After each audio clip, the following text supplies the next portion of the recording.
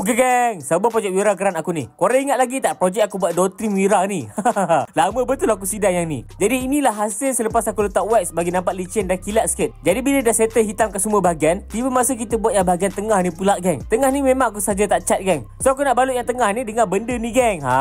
Yang ni sebenarnya untuk projek MyV aku tau. Dah lama dah aku beli geng, tapi tak terbuat pun. Jadi ini adalah kain baldu geng. Dia nampak seakan-akan Alcantara. Tengok memang style weh. Ni jenis pelekat tau. Jadi jom pasang dekat panel pintu Wira ni. Okey, sebelum tu aku nak sapu thinner dulu dekat panel pintu ni untuk hilangkan wax yang ada dekat bahagian tengah ni. Lepas tu aku ambil pembaris dan ukur berapa panjang yang aku kena potong. Dan lepas tu aku tekap dekat kain tu dan aku potong. Begitu settle. Settle tu aku ambil panel pintu dan aku ukur situ. Memang cun panjang dia. Susun bagi elok ukuran dia. Lepas tu aku cabut dekat bahagian tepi ni dulu.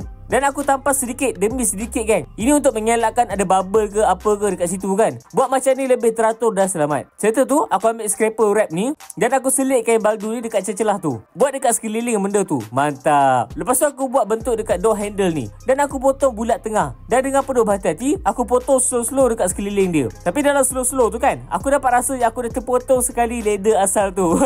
Tapi tak apalah, nama pun pala tahu kan. Aku main buat je ni, ikut apa yang aku rasa betul. Korang kalau ada yang lebih baik, cuba komen dekat bawah geng. So lepas settle tu, ini dia geng.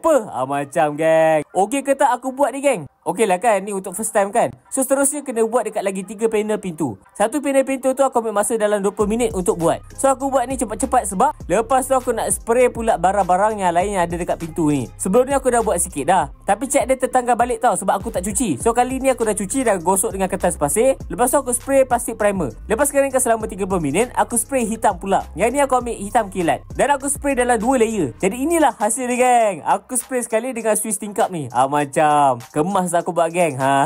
Yang ni kasar sikit sebab aku malas nak haluskan. So ini hasil untuk door trim tadi. Full lama. Memang hitam elok cantik tak sangka aku boleh buat sendiri benda ni. Jadi geng, tiba masa yang dia tunggu-tunggu geng. Kita pasang dekat asal blackout ni.